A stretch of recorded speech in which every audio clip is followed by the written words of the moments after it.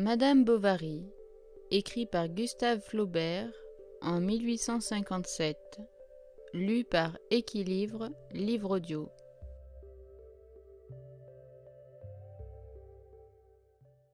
Troisième partie.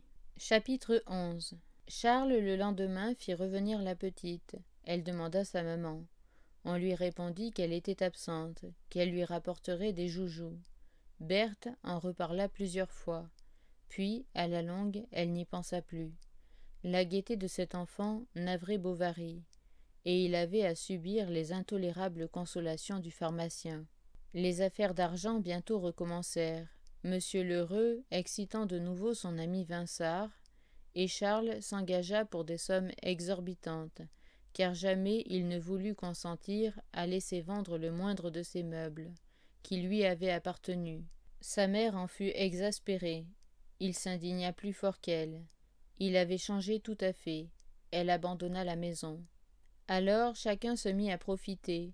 Mademoiselle Lempereur réclama 6 mois de leçons, bien qu'Emma n'en eût jamais pris une seule. Malgré cette facture acquittée qu'elle avait fait voir à Bovary, c'était une convention entre elles deux. Le loueur de livres réclama 3 ans d'abonnement.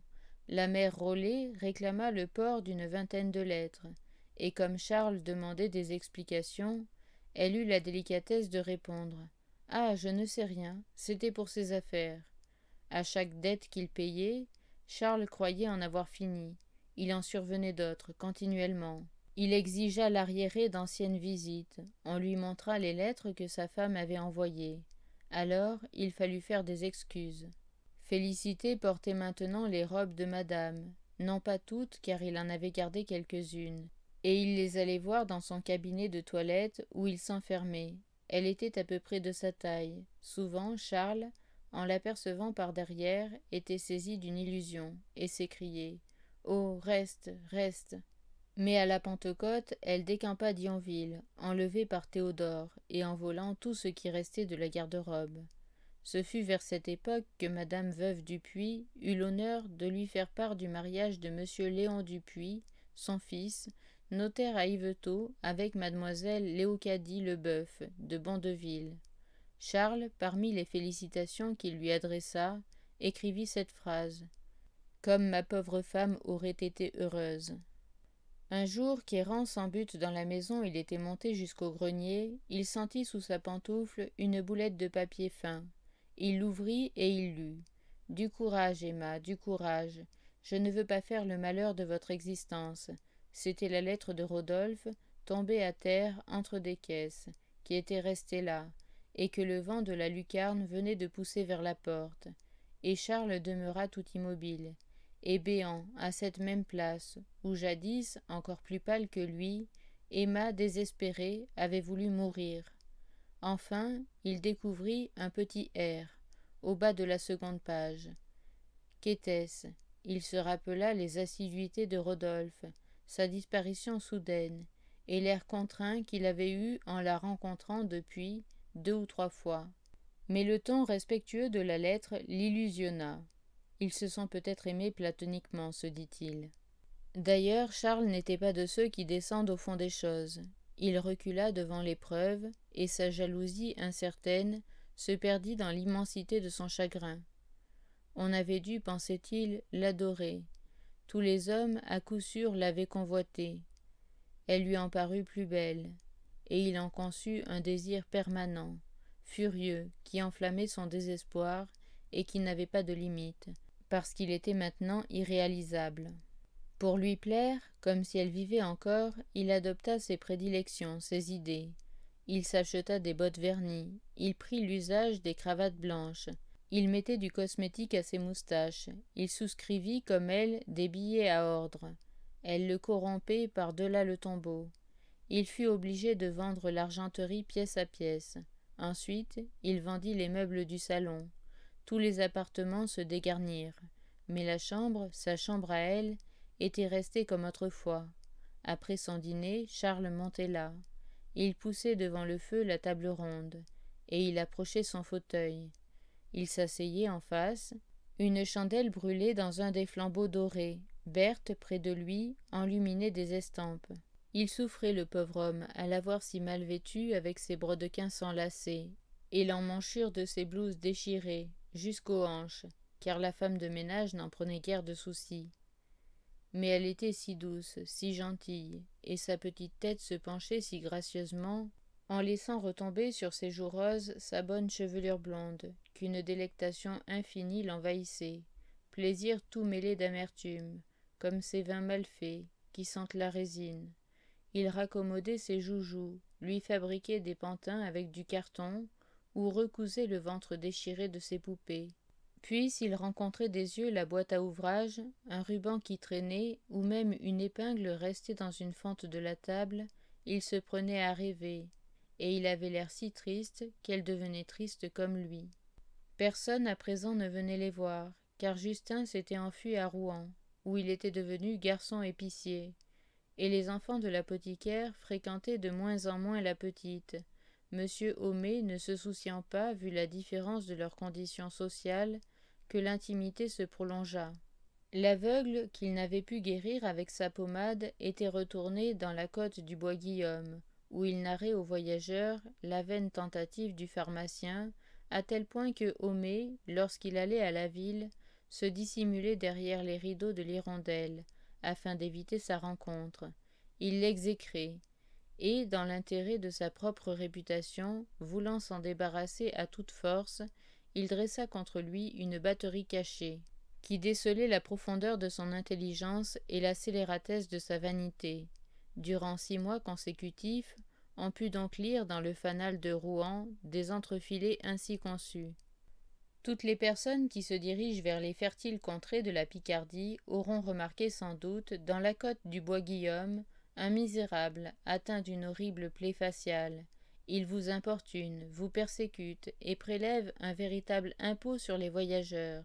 Sommes-nous encore à des temps monstrueux du Moyen-Âge où il était permis aux vagabonds d'étaler par nos places publiques la lèpre et les scrofules qu'ils avaient rapportés de la croisade? Ou bien, malgré les lois contre le vagabondage, les abords de nos grandes villes continuent à être infestés par des bandes de pauvres. On en voit qui circulent isolément et qui peut-être ne sont pas les moins dangereux. À quoi songent nos édiles? Puis Homais inventait des anecdotes. Hier, dans la côte du Bois-Guillaume, un cheval ombrageux, et suivait le récit d'un accident occasionné par la présence de l'aveugle. Il fit si bien qu'on l'incarcéra, mais on le relâcha. Il recommença, et Homais aussi recommença. C'était une lutte. Il eut la victoire, car son ennemi fut condamné à une réclusion perpétuelle dans un hospice. Ce succès l'enhardit, et dès lors il n'y eut plus dans l'arrondissement un chien écrasé, une grange incendiée, une femme battue, dont aussitôt il ne fit part au public, toujours guidé par l'amour du progrès et la haine des prêtres. Il établissait des comparaisons entre les écoles primaires et les frères ignorantins, au détriment de ces derniers, rappelait la Saint-Barthélemy à propos d'une allocation de 100 francs faite à l'Église, et dénonçait des abus, lançait des boutades. C'était son mot. Homais sapait, il devenait dangereux. Cependant, il étouffait dans les limites étroites du journalisme, et bientôt il lui fallut le livre, l'ouvrage. Alors, il composa une statistique générale du canton d'Yonville, suivie d'observations climatologiques, et la statistique le poussa vers la philosophie. Il se préoccupa des grandes questions, problème social, moralisation des classes pauvres, pisciculture, caoutchouc, chemin de fer, etc. Il en vint à rougir d'être un bourgeois. Il affectait le genre artiste. Il fumait. Il s'acheta 2 statuettes chics, Pompadour, pour décorer son salon. Il n'abandonnait point la pharmacie, au contraire. Il se tenait au courant des découvertes. Il suivait le grand mouvement des chocolats. C'était le premier qui ait fait venir, dans la Seine inférieure, du Choca et de la Revalentia. Il s'est pris d'enthousiasme pour les chaînes hydroélectriques. Pulver mâché. Il en portait une lui-même. Et, le soir, quand il retirait son gilet de flanelle, Madame Homais restait tout éblouie devant la spirale d'or sous laquelle il disparaissait, et sentait redoubler ses ardeurs pour cet homme plus garrotté qu'un scythe et splendide comme un mage. Il eut de belles idées à propos du tombeau d'Emma. Il proposa d'abord un tronçon de colonne avec une draperie, ensuite une pyramide, puis un temple de Vesta, une manière de rotonde, ou bien un amas de ruines. Et dans tous les plans, Homais ne démordait point du sol pleureur, qu'il considérait comme le symbole obligé de la tristesse. Charles et lui firent ensemble un voyage à Rouen pour voir des tombeaux, chez un entrepreneur de sépulture, accompagné d'un artiste peintre, un nommé Vaufrylard, ami de Bridoux, et qui tout le temps débita des calembours. Enfin, après avoir examiné une centaine de dessins, s'être commandé un devis et avoir fait un second voyage à Rouen, Charles se décida pour un mausolée, qui devait porter sur ses deux faces principales un génie tenant une torche éteinte. Quant à l'inscription, Homais ne trouvait rien de beau comme Staviator, et il en restait là. Il se creusait l'imagination, il répétait continuellement Staviator. Enfin, il découvrit Amabilem conjugem calcas, qui fut adopté. Une chose étrange, c'est que Bovary, tout en pensant à Emma continuellement, l'oubliait, et il se désespérait à sentir cette image lui échapper de la mémoire au milieu des efforts qu'il faisait pour la retenir. Chaque nuit, pourtant, il la rêvait. C'était toujours le même rêve. Il s'approchait d'elle, mais quand il venait à l'étreindre, elle tombait en pourriture dans ses bras. On le vit pendant une semaine entrer le soir à l'église. M. Bournisien lui fit même 2 ou 3 visites, puis l'abandonna. D'ailleurs, le bonhomme tournait à l'intolérance, au fanatisme, disait Homais. Il fulminait contre l'esprit du siècle, et ne manquait pas, tous les 15 jours, au sermon, de raconter l'agonie de Voltaire, lequel mourut en dévorant ses excréments comme chacun sait. Malgré l'épargne où vivait Bovary, il était loin de pouvoir amortir ses anciennes dettes. L'heureux refusa de renouveler aucun billet. La saisie devint imminente. Alors il eut recours à sa mère, qui consentit à lui laisser prendre une hypothèque sur ses biens, mais en lui envoyant force récriminations contre Emma, et elle demandait en retour de son sacrifice un châle échappé aux ravages de Félicité. Charles le lui refusa, ils se brouillèrent. Elle fit les premières ouvertures de raccommodement, en lui proposant de prendre chez elle la petite, qui la soulagerait dans sa maison. Charles y consentit. Mais au moment du départ, tout courage l'abandonna. Alors ce fut une rupture définitive, complète. À mesure que ses affections disparaissaient, il se resserrait plus étroitement à l'amour de son enfant. Elle l'inquiétait cependant, car elle toussait quelquefois, et avait des plaques rouges aux pommettes. En face de lui s'étalait, florissante et hilare, la famille du pharmacien, que tout au monde contribuait à satisfaire. Napoléon l'aidait au laboratoire, Athalie lui brodait un bonnet grec, Irma découpait des rondelles de papier pour couvrir les confitures, et Franklin récitait tout d'une haleine la table de Pythagore. Il était le plus heureux des pères, le plus fortuné des hommes. Erreur. Une ambition sourde le rongeait. Homais désirait la croix. Les titres ne lui manquaient point. Premier. S'être lors du choléra signalé par un dévouement sans bornes. Deuxième.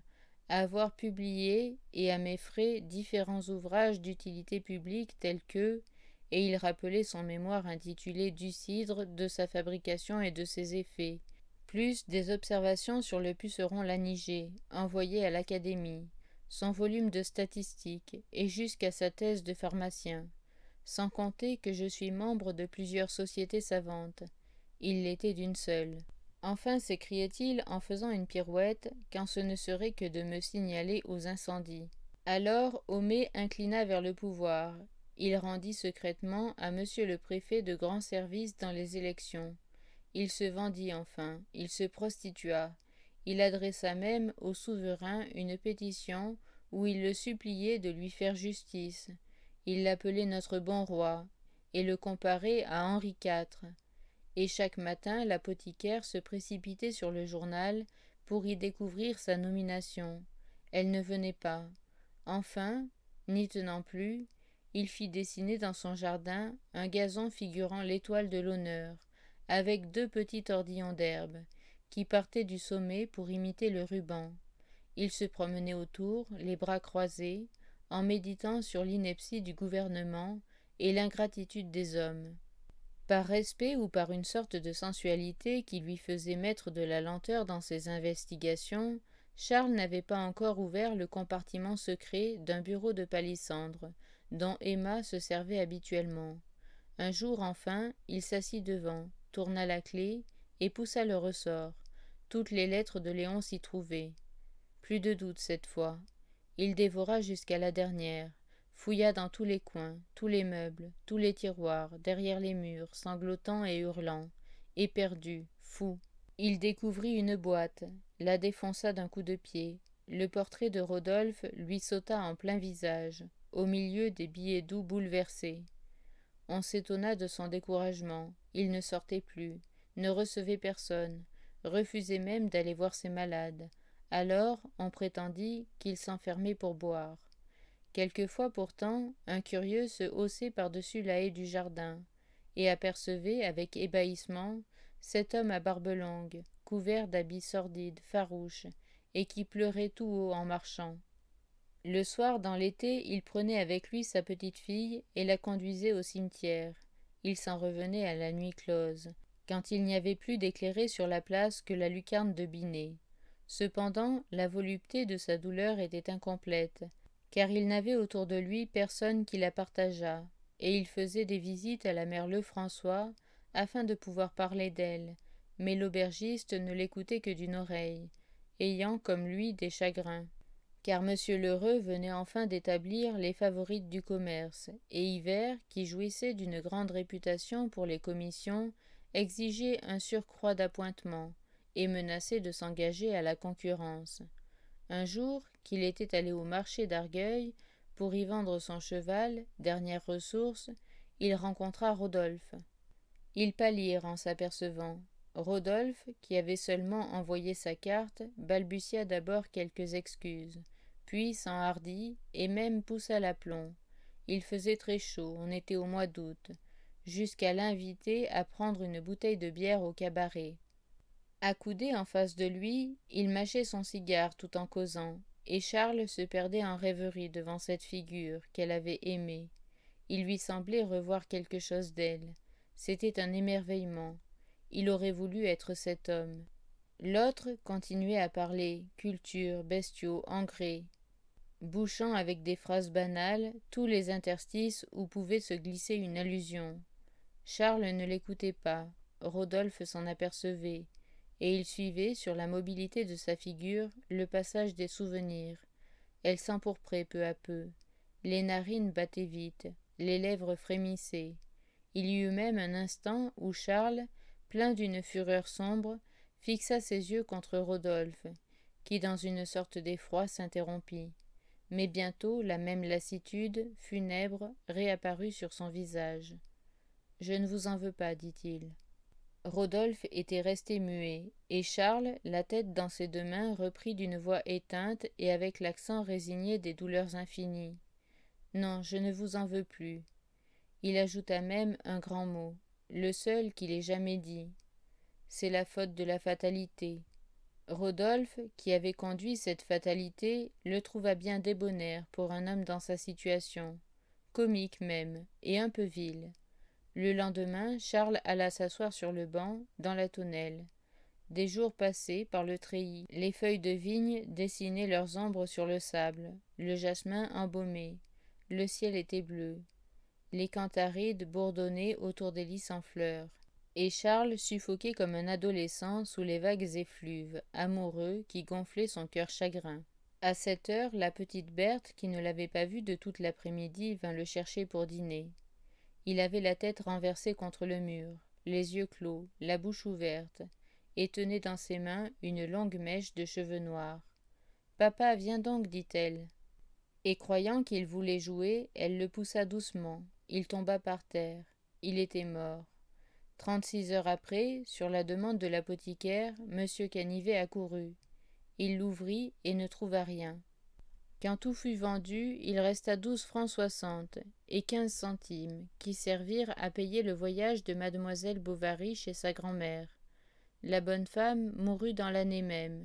Le père Rouault étant paralysé, ce fut une tante qui s'en chargea. Elle est pauvre et l'envoie pour gagner sa vie dans une filature de coton. Depuis la mort de Bovary, 3 médecins se sont succédé à Yonville, sans pouvoir y réussir, tant M. Homais les a tout de suite battus en brèche. Il a fait une clientèle d'enfer. L'autorité, le ménage et l'opinion publique le protègent. Il vient de recevoir la croix d'honneur.